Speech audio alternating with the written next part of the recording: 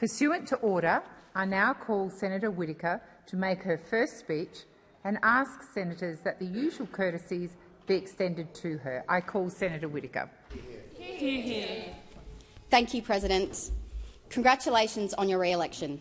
It's great to have a Western Australian woman in the chair. It is an honour to deliver my inaugural speech to this great chamber in this extraordinary building on the lands of the Ngunnawal and Ngambri people. I acknowledge that this is their country. I also acknowledge the traditional custodians of the many First Nations lands across my home state of Western Australia. How lucky we are to live on the lands of our First Nations people, who so generously share it with us. It always was and always will be Aboriginal land. I congratulate my fellow new senators and thank everyone here for their welcomes. I especially want to thank the Leader of the Government in the Senate, the Honourable Penny Wong, for warmly welcoming me to the team. In many ways, my story is unremarkable, a story not dissimilar to the stories of many other young Australians. A girl who grew up in a regional town and then the outer suburbs, educated in public schools, the first in my family to go to university, an eldest daughter through and through, and now a working mum to an adorable and very charming toddler, sharing the parenting load with my husband. But I think in many ways that's what makes our democracy so remarkable, that the election of ordinary people to this place is possible. When I reflect on what has brought me here, I can't help but feel that the story began before I was even born. My grandfather, William Brian Whitaker, tells me he believes my interest in Labor politics comes from his grandmother, Elizabeth Cunningham. At barely 5 foot, she was known as a pocket-sized dynamo. Elizabeth moved from Scotland to the town of Collie in southwest WA in 1928 with her husband and their daughter. For over 40 years, she worked tirelessly in social and community work for her town. She was Vice President of the Red Cross, a founding member of the Combined Mining Union Scholarship Committee, and the town's first ever woman Justice of the Peace. She dedicated her life to helping those who needed it, running unemployment support services, soup kitchens, and advocating for children and people with disability. She fought for many years to establish the Glenlee Occupation Centre, the first special needs education centre in the town. It wasn't an easy fight, and she came up against heavy opposition from the Department of Education. When the centre finally opened, the Education Minister at the time said of her, "She is only a little woman, but she packs a powerful punch." She was also a devoted Labor Party member, Vice President and Treasurer of the Women's Branch, Secretary of the Labor Women's Organisation, and a delegate to the District Council. I grew up hearing stories of her from my granddad. I know he admired and loved her dearly. She went on to inspire many Labor and union activists in the generations of our family that followed, me especially. I hope I can bring just some of her tenacity to my time in this place. To be here is a privilege, one which, as my granddad reminds me often, my great-great-grandmother could only have dreamed of. I spent much of my childhood in Kalgoorlie on Wongatha country. It was idyllic in many ways. I spent much of it bossing around my 3 younger siblings. We'd often dig holes in the red dirt at the very back of our yard, hoping that we might strike the gold that Kalgoorlie was so famous for. We never did. We rode our bikes up and down the cul-de-sac where we lived, explored the bush at the back of our street, and spent endless summers in our neighbour's pool. I know now that life was not so easy for my parents. They never let us know at the time, but my mum has since told me of times she would skip dinner so we could eat more. They worked hard and sacrificed a lot for us, and I will always be grateful. It was while living in Kalgoorlie that I first observed real inequality. It was right in front of me. Classmates bouncing from foster home to foster home, kids coming to school without a lunchbox, friends not having a jumper to wear in the winter. I felt very deeply this was unfair, and I often wondered what more could be done to give a helping hand to the people who needed it the most.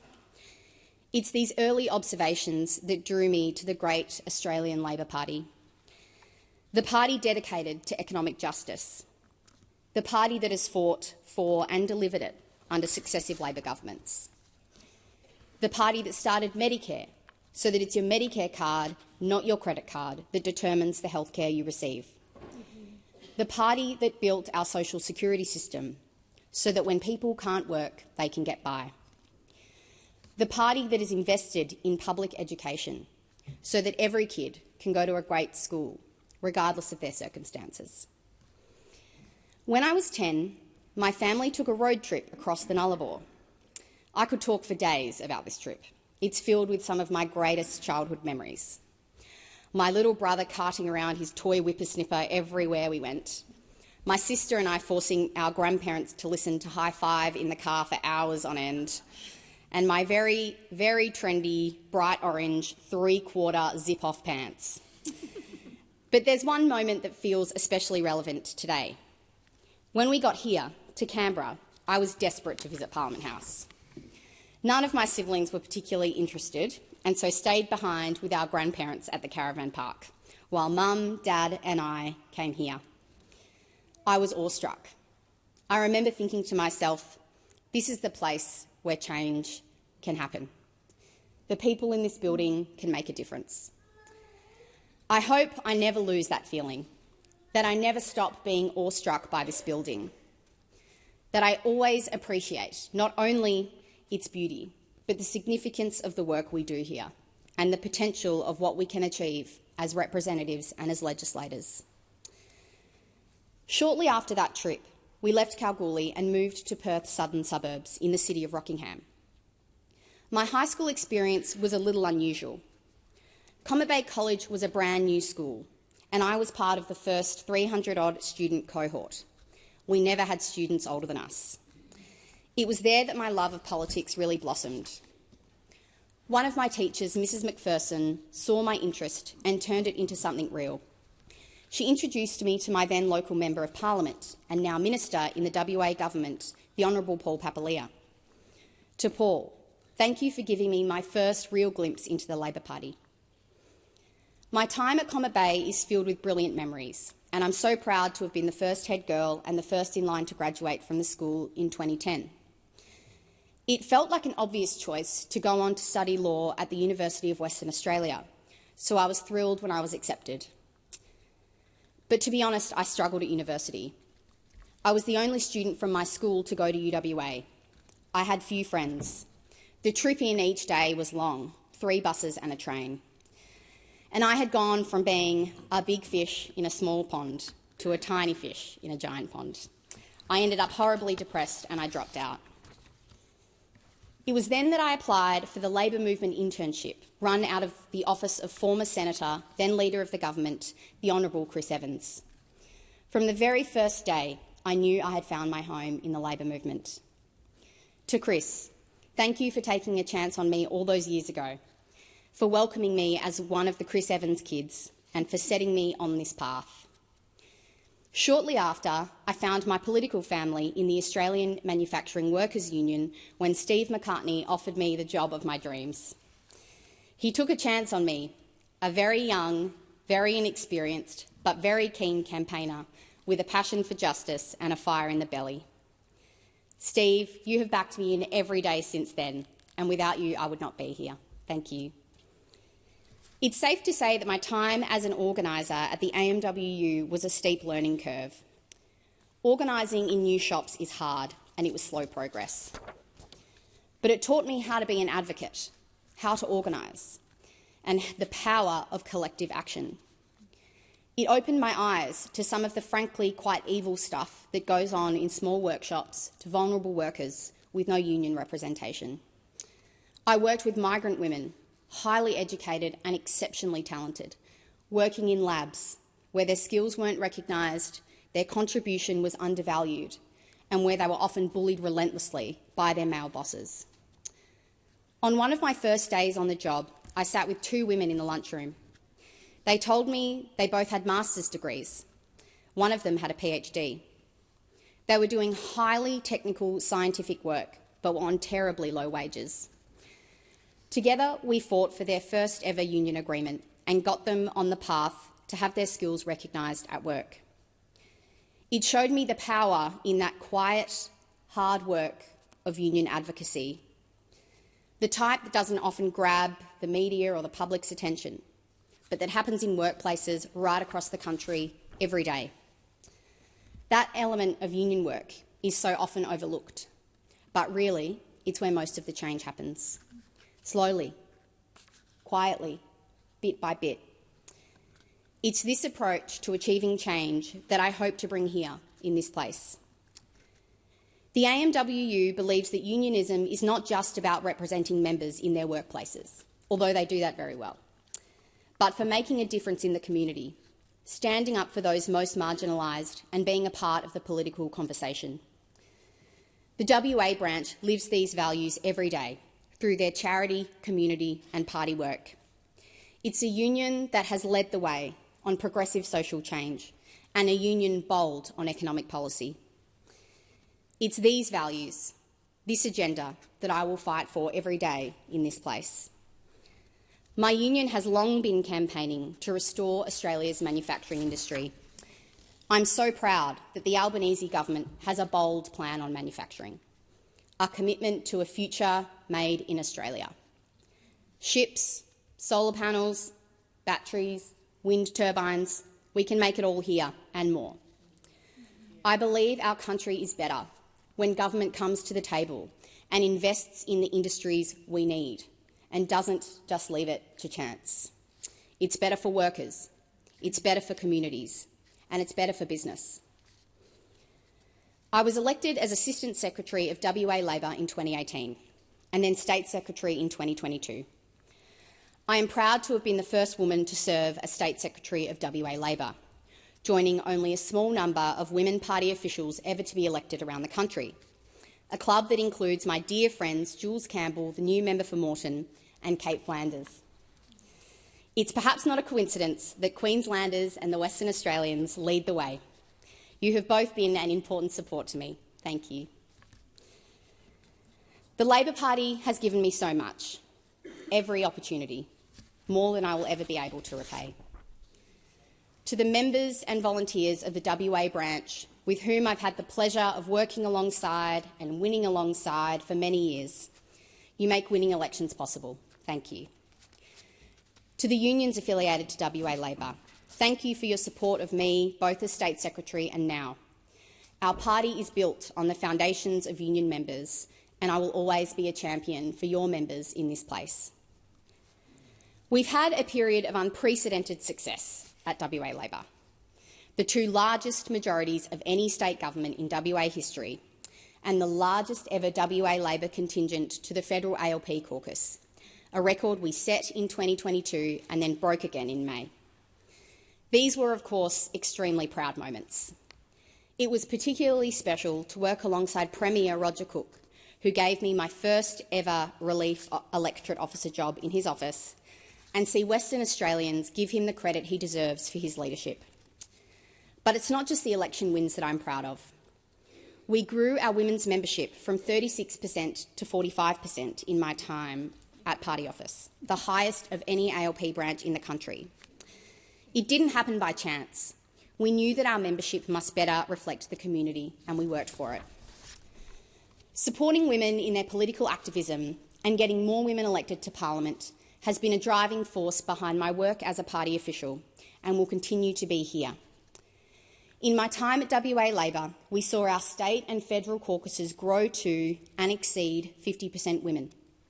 We elected the 100th woman to the WA State Parliament, my friend, the member for Hillary's, Caitlin Collins, and then quite a few more after that. There's always room for more, and I am honoured to join the brilliant group of Labor women parliamentarians that is ever growing right across the country. And it's particularly special to be a part of this Labor Senate team made up of some 56% women. There are so many people who have helped me in my time as State Secretary, who have provided support and advice, but I especially want to thank a few.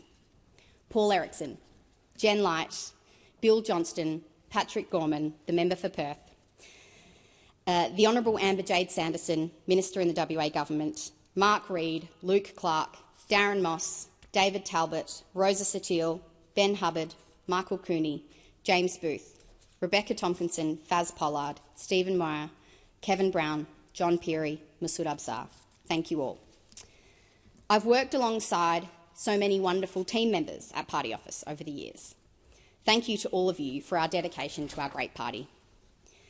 I especially want to thank Tim Picton, Henny Smith, David Cann, Tom Byer, the now member for Rockingham, Magenta Marshall, Laura Rowe, Mark Fay, Ebony Short, Ali White, Danny Samatos, Shaq Sterling, Daniela Pasaric, Julie Bogle and Lisa Tibbs.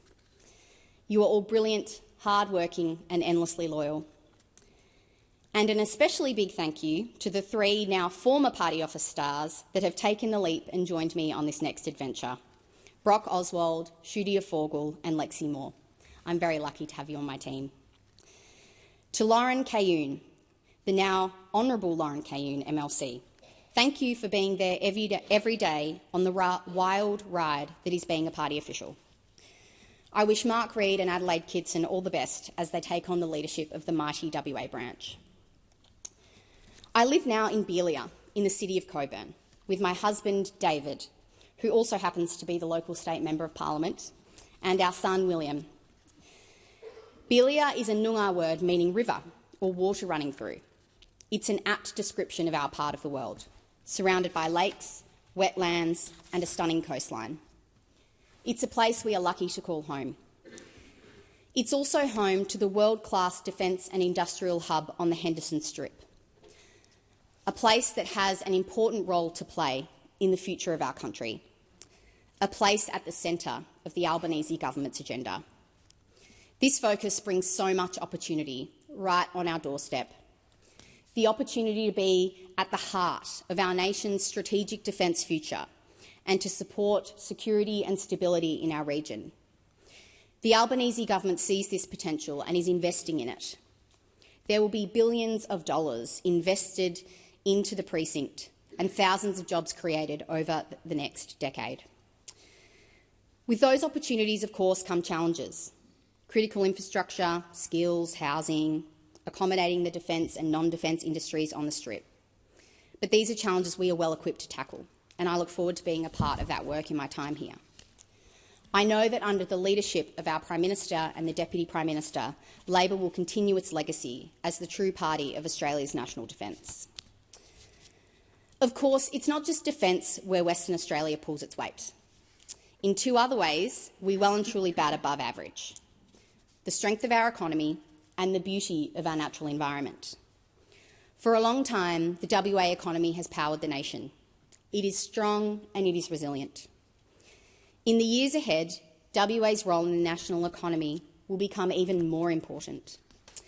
WA is rich in the resources that are crucial to keeping the national economy strong and to decarbonising not just our country, but our region. This is an opportunity we must take with both hands. But it can't come at the expense of the stunning natural environment WA is also famous for, an environment which belongs to an ancient culture and which is worthy of protecting, an environment which relies on us moving to a cleaner economy in the years to come. There's a third area in which we are above average too, but this one in the worst of ways. WA is home to some of the most disadvantaged people in our country. Poverty in Western Australia is rising. Almost 400 Western Australians, including over 90,000 children, live in poverty right now. This is most acutely felt in much of regional and remote WA and in Aboriginal communities, some of the most disadvantaged places in our country, where too many families can't meet their basic needs, where health and mental health outcomes are poor, and where economic opportunity is limited. The contrast is stark. Like in parts of the Pilbara, where the mining and resources industry booms, but where socio-economic scores are significantly lower than the rest of the nation. And in the Kimberley, where our environment is at its most spectacular, but where health outcomes are some of the poorest in the country. Each of these 3 things, keeping our economy strong and resilient, protecting our natural environment, and addressing disadvantage are not easy challenges to tackle, and they don't always fit neatly side by side. But we must prioritise all three. This is work the Albanese government is already doing: growing our economy, creating jobs, getting wages moving again, and bringing inflation down; protecting our environment, enshrining emissions targets in law, making record investment in clean energy, and soon establishing the first independent National Environmental Protection Agency; helping those doing it tough with cost of living relief, more free healthcare, and just this week, delivering a significant boost in funding to financial wellbeing and emergency relief services. Real opportunity, no matter your postcode. Better healthcare everywhere. Better schools everywhere. And good, well-paying jobs everywhere. I am optimistic about this future, and I will always fight for it. It is a future we can be proud to be a part of. For the kids who are now riding their bikes up and down the cul-de-sac in Kalgoorlie, to the kids finding their feet and persevering through hardship in the Pilbara or the Kimberley. Finally, there are so many people who deserve thanks, to whom I owe a great deal. I'm sure one of the things we in this chamber have in common is that none of us got here on our own. My predecessor, Louise Pratt. Louise gave her heart and soul to this place, and I thank her for supporting me for many years. Thank you to my dear friends who have made the long trip to be here today, who also happen to be AMWU comrades: Ashley Buck, Claire Comrie, Katrina Stratton, Stuart Aubrey, and to my two new team members, Leandro Stewart Usher and Tanya McCartney. To Darcy Gunning, thank you for your support in getting me here. Sally Talbot, thank you for being a mentor and friend, for always taking my calls and being a voice of sound advice and reason. And to John, for your delicious cooking and for always being an ear. Senator Nita Green, to be here with one of my dearest friends feels almost too good to be true. Thank you for your wisdom and friendship. The Eldest Daughters Club, Amy and Steph, who have also made the long trip to be here today. Your friendship means the world to me. The glorious matriarchy, Beck, Amy, Laura, Alex, Steph, Abby, Rex and Beck. In times when political advocacy and activism is hard, you make it bearable. My grandparents, Shirley and Brian, who I know wish they could be here today, but are watching from home. You are my biggest cheerleaders, and I love you. David and I very much rely on the support of our families. We often worry unfairly to do the work we have chosen to do. For us, it really does take a village. Our son William is lucky to be surrounded by cousins who adore him and who he adores right back. Keaton, Alfie, Lily, Lana and Mateo. I love you all very much. My mother-in-law Kathy, my sister and brother-in-law Elizabeth and Jonathan, thank you for your love and support. My brothers Thomas and Isaac, thank you for never letting me get too big for my boots and for always cheering me on. My sister-in-law Leah, thank you for joining our big, crazy family. My sister Madeline, I've always felt a little sad for women who don't have a sister. You've always been my best friend. Thank you for always being there for me. Dad, thank you for always believing in me and encouraging me to believe in myself. Mum, you sacrificed a lot for us, and still you will, and often do, drop anything for your kids and grandkids. None of us would be where we are without you. Thank you. And finally, to the two most important people in my life, my husband, David Scaife. Today marks 13 years since our very first date, so happy anniversary. Early in our relationship, David wrote in a postcard to me from Hawaii, "I think at the end of every bad day, there should be a Hawaiian rainbow." That postcard still sits on my desk. David, you are my Hawaiian rainbow. On bad days and good days, knowing you're in my corner is everything. I'm proud of the life we have together, as crazy as two politicians in one household might be. And to my son, my darling William. Firstly, I'm very impressed you've sat through this whole speech. In an early draft of this speech, I wrote, that I hope one day when you grow up, you might come to understand that the reason your mum spent so much time on the other side of the country from you was to be a part of shaping a better future for you and other kids like you. But that's not really true, because you're one of the lucky ones. And so instead, I hope one day when you grow up, you might come to understand that the reason your mum spent so much time on the other side of the country from you was to be a voice for the kids who are not as lucky as you, for the families without the opportunities that our family has. Your late grandfather, Roy Scaife, wore a little pin on his lapel every day. It was the light on the hill. Your dad now wears that pin, and I wear it on a pendant. It reminds us, as Ben Chifley said, it is the duty and responsibility of the community, and particularly those who are more fortunately placed, to see that our less fortunate fellow citizens are protected from those shafts of fate which leave them helpless and without hope. That's why I'm here. Thank you.